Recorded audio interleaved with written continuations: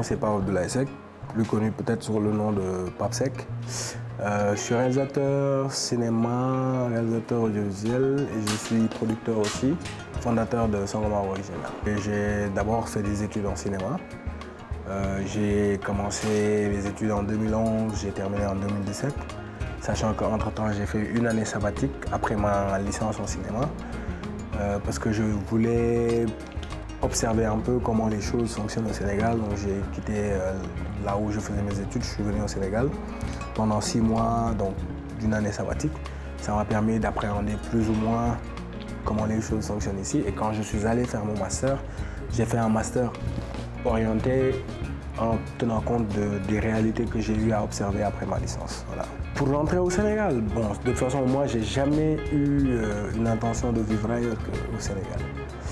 Et pendant les mois chaque année, avec ou sans moyens, je suis venu au Sénégal. Je suis venu au Sénégal, vacances, camion légumes là, au Sénégal. Donc c'est dire que voilà, pour moi, il était essentiel de revenir à chaque fois à cette source. Parce que nit ki li nga doon wala fi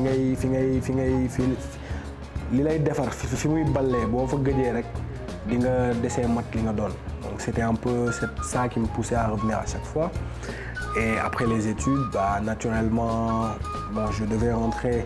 Après, je suis tombé sur un programme d'innovation sur Marseille pendant 6 mois d'une résidence de création collaborative. Donc je suis allé là-bas. Ça m'a permis de voir le monde différemment. Et aujourd'hui, je vis en voyant ce monde différemment. Je suis entrepreneur dans l'âme avant d'être un réalisateur, parce que toute ma vie a été entrepreneuriat. Je commencerai par dire, moi j'ai commencé par la musique avant de faire du cinéma. Et déjà dans la musique, j'avais initié avec une bande de cousins, un groupe qui s'appelait Foko Free. À l'époque, on était vraiment des gamins et ce groupe est né dans ma chambre. Après Foko Free, on a créé Diwanji de la même manière, c'est né dans ma chambre. Le nom Diwanji, bon, normalement vous connaissez le groupe Diwanji, le nom c'est sorti de ma bouche, donc ça a été aussi de l'entrepreneuriat.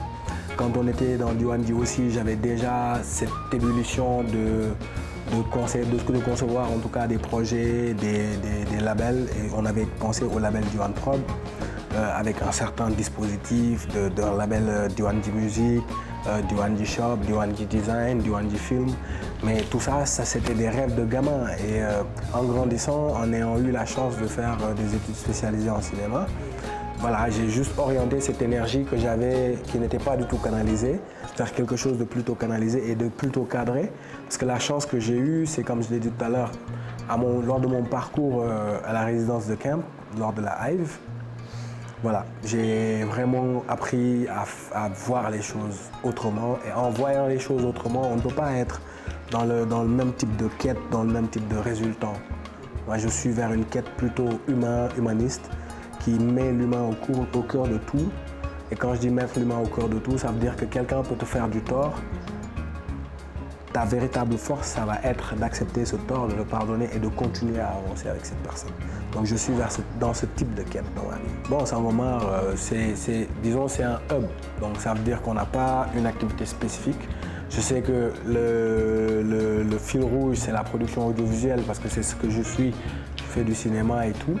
Mais vous avez vu, aujourd'hui, on est en pleine séance de formation avec le LUL porté par Sangomar, avec les mêmes équipes de Sangomar. C'est vous dire qu'ils ne sont pas du tout cantonnés à juste être des techniciens audiovisuels, mais ils apprennent à être des humains capables de jouir pleinement de tout leur potentiel. Et je pèse bien mes mots. Dans 5-10 ans, je me vois dans un grand champ, peut-être 4 hectares, 5 hectares. Je am ay tool yu ndaw ci biir am say petit jardin potager am say petit espace am ne ni ay garab la ak ay mala fu ñu dëkk man c'est ça mon idéal de vie. Et pendant ce temps tu me demanderas peut-être où sera Sangomar. Sangomar sera entre les mains des sangomartistes. Sangomar moom moo ko ñoom ñoo ko moom. Être en retrait, c'est être pleinement ouvert à toute inspiration. Donc non, au contraire, je serai au summum de ma création. Parce que tu as le temps d'être avec toi et tu as le temps de t'entendre. Parce que nous, on ne parle pas qu'avec la bouche, on se parle autrement. Ou peut-être c'est même pas nous qui nous parlons, mais on communique d'une certaine manière.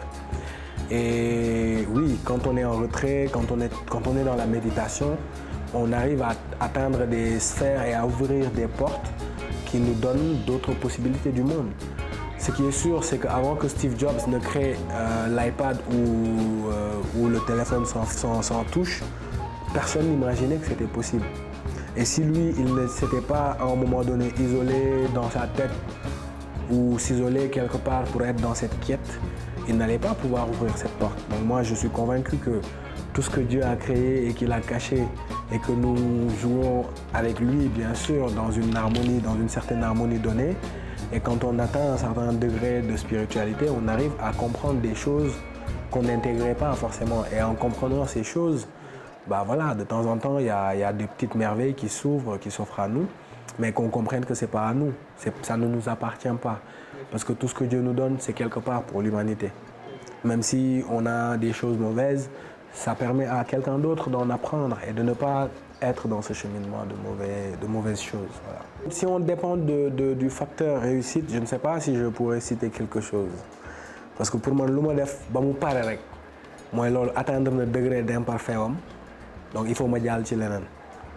Et comme def nga ko ba pare mu leer na ne mënatoo ko modifier, donc ça sert à rien de rester dans ça. Mais en soi, je sais que Sagar, je ne pourrais pas ne pas le citer parce que ça a été le film qui m'a révélé au monde du cinéma. Sagar. Ouais, ça a été un film que j'avais fait en 2014, qui a eu le prix au FESPACO en 2015. Et c'est un film qui a beaucoup tourné, qui a beaucoup fait parler de moi. Après Sagar, j'ai fait Golden au Sénégal. Donc Golden, que aussi les Sénégalais ont apprécié comme ils ont apprécié. Mais voilà, pour moi, ce n'était pas le plus parfait des choses que j'ai fait. Entre-temps, j'ai fait aussi La Dior avec une esthétique totalement différente, un film d'époque. On a fait Commissariat 221 que j'ai totalement produit avec Sangomar. Mais j'ai une petite fierté avec Commissariat. Pour la simple et bonne raison que toutes les équipes qui ont travaillé dessus, ça a été des jeunes qu'on a formés initialement, comme un peu ce qu'on est en train de faire avec le LOL pendant 6 mois. On a travaillé sur le projet à l'écriture, sachant que moi j'ai créé la série, tous les personnages étaient clairs pour tout le monde, donc ça a été un super exercice pour eux. Et au final, réussir à produire ça avec la qualité qu'on a eue, la fierté, c'est pas le résultat en soi, c'est le process, c'est le fait d'être parti avec des gens qui étaient partis avec 0, d'autres qui étaient partis avec 1, d'autres qui étaient partis avec 10, mais que dans ce mélange, qu'on soit tous arrivés à 100 au finish. C'est ça qui m'a beaucoup plu.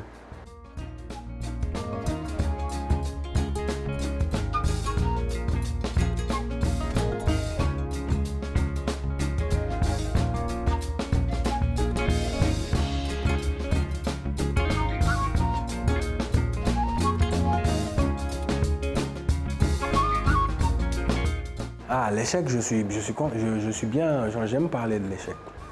Ça ne veut pas dire que j'aime l'échec, mais j'aime beaucoup parler de l'échec parce que ça forge. Pour moi, c'est même pas des échecs, c'est des leçons. Et la première leçon que j'ai eu à apprendre dans le cinéma, c'est quand je tournais Yakar. Yakar, c'est un court-métrage que j'ai tourné au Maroc, avec toutes les difficultés du monde. Quand je dis toutes les difficultés, il y avait une très mauvaise énergie. En termes d'engagement de ma part, je l'assume. Parce qu'avec la production, on ne s'était pas accordé sur un certain nombre de points. Et ce n'est qu'à la veille de mon tournage qu'on m'a posé ça, on voulait me mettre devant le fait accompli. Et donc à la veille de mon tournage, le film était annulé pendant 3 heures de temps, parce que je ne voulais plus faire le film.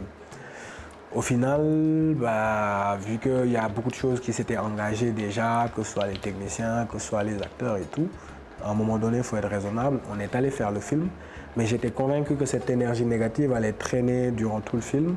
Et donc, on a eu des problèmes, des descentes de police, la police qui, à un moment donné, a hypothéqué notre matériel. Parce qu'à la place Djamel Elfina, on avait une scène où c'était une descente policière et il y a tous les migrants qui couraient et mon protagoniste principal qui ne connaissait pas ces histoires-là a pris peur parce qu'il voyait des semblables noirs comme lui courir et il y avait la police. C'était la première fois qu'il arrivait dans ce pays et il a fui. Et c'est ça qui nous mène vers la périple qu'il va vivre. Sauf que si la partie des policiers n'est pas crédible dans le film, tu perds le film. Et les policiers ont hypothéqué les rushs et ils ont supprimé les rushs. Ou en tout cas, on a sauvé les rushs qu'on pouvait sauver. Mais voilà, le nœud principal du film, on ne l'avait pas à cause de ça. Et donc le film a traîné pendant longtemps en post-prod. Je suis allé sur plein de versions avant de rencontrer, ou en tout cas avant de regarder un film qui m'a ouvert les yeux. Le film s'appelle Dune. C'est un long métrage documentaire qui raconte l'histoire d'un grand projet de film qui avait tous les techniciens, les meilleurs techniciens au monde pour devenir le film culte, le premier film culte de la science-fiction. Et ce film ne s'est jamais réalisé et c'était un projet d'Alejandro Jodorowsky.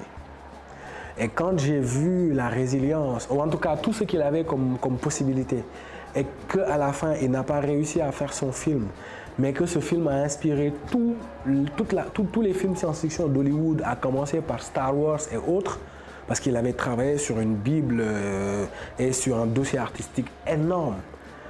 Je me suis rendu compte que, en fait, tout échec n'est pas forcément un échec. C'est peut-être une manière de mieux ouvrir les yeux pour mieux appréhender les choses autrement. Et je pense que ça a été une très bonne leçon de ma vie parce que ça m'a appris que le conflit n'avait pas trop d'intérêt, ça c'est d'un. Mais surtout que voilà, quand un projet ne va pas marcher, il ne marchera pas. Et que ce n'est pas un drame en soi. Parce que on nous a fait croire qu'on n'a qu'une seule vie, mais on a plusieurs vies. Et pour moi, à chaque fois que je me réveille, c'est une nouvelle vie. Pour moi, la définition de la réussite, c'est être le plus proche de Dieu possible. Ça, c'est ma réussite pour moi. Et c'est pour ça que je traîne avec mon guide, mon pote. Tu vois, on se fait des checks tout le temps. Pour moi, réussir ou ne pas réussir, ce n'est pas un facteur qui dépend des autres. C'est un facteur qui dépend de nous. Parce que si on veut accorder notre sens de la réussite sur le sens de la réussite des autres, on essaie de réaliser leurs rêves, leur regard du monde. Or, si je m'accorde sur autre chose et que je sois en accord avec moi-même, à partir de ce moment, je suis dans une forme de réussite donnée. Et pour moi, pour un jeune qui a fait ses études, donc qui a rempli son devoir, parce que le problème, c'est qu'on nous a fait croire que quand tu fais tes études, tu dois réussir. Mais non, c'est pas vrai. Et la preuve, les vrais milliardaires de ce pays, ils n'ont pas fait des études si ce ne sont pas des politiciens qui ont détourné des milliards. Les vrais milliardaires, Bocar Samba Dièye, aujourd'hui il a des problèmes avec les banques parce que quelque part des gens se sont mêlés à son truc et ont foutu un bordel. Mais il n'a pas eu besoin d'études pour réussir. Donc ça veut dire que cette réussite, elle est totalement relative. Maintenant, une fois qu'on relativise cette réussite, c'est à partir de ce moment qu'on doit se définir nous. Parce qu'en vérité, genre moi je fais du cinéma, il y a les caméras qui me filment, mais quand dans mon quartier je pédale en vélo, au début ça choquait tout le monde. Parce que je suis en vélo. Et pourtant je passe à la télé. Pourquoi Et il est arrivé même que j'entende des gens qui disent que je suis parti à l'étranger, j'ai fait longtemps, je suis revenu et j'ai pas réussi parce que j'ai raté ma vie. Mais c'est bien. Ça veut dire qu'eux, ils ne croient que la référence de réussite qu'ils ont. Moi, à côté, genre, oui, j'aurais pu faire comme tout le monde, être en 4x4, rouler en grosse bolide, porter des habits super chics, même si j'aime bien m'habiller. Tu vois, j'aurais pu le faire. Ça ne veut pas dire que je ne le fais pas parce que je veux montrer autre chose. Mais non, je suis dans une quête différente. Et cette quête différente m'oblige à donner une valeur différente à ce que les autres considèrent comme valeureux et à considérer que l'humain a plus de valeur que tout. Parce que Dieu préfère l'humain de tout ce qu'il a créé. Donc si lui, il nous a créés tous et il dit que nous, il nous préfère nous, pourquoi nous allons nous abaisser à préférer autre chose au point de donner aux autres l'opportunité de connaître notre prix? Parce qu'un humain n'a pas de prix. Et si aujourd'hui on souffre, c'est parce que peut-être on croit que réussir, c'est ça qu'il faut. Et du coup, tout le monde peut penser que la réussite, c'est notre prix. Tay li tax gor manqué ci dëkk bi ba nit di nekk fii nit jiitu mu nekk ak moom ba kooku jóge fi keneen ñëw mu yàq ko lu ko neex dem ba ci biir ay comptam commencé baissé wu mu dem feneen c'est parce que xam nañ njëgam xam nañ xaalis mooy njëgam et que xaalis boobu bu fa manqué mu jaay ngorom am na ña nga xam ne nii ginaar mooy seen njëg am ña nga xam ne nii kàddu mooy seen njëg man sax à la limite ki nga xam ne kàddu mooy njëgam sax laa gën a naw ko kii leneen doon njëgam mais malheureusement kàddu amatul valeur ci réew mi parce que nit da lay jox kàddu en étant sûr que li mu la wax du ko def et pourtant yonent bi nee na jullit rek moo dul fen donc ñun ñëpp est-ce que mat nañ jullit être soi-même et être véridique moo gën a metti nag parce que booy wax dëgg ñëpp lay bañ ñëpp lay jéppi ñëpp lay écarté xoolal dinañ fexe sax créer le problème dem wax ñëpp ne yaa tooñ mais bu dee dëgg la yow déngal sa bopp yàlla rek man boog loolu laay conseillé ñëpp. Abdoulaye Seck ñu lay sant di la gërëm. jërëjëf di kontaan bu baax si émission bi. merci beaucoup.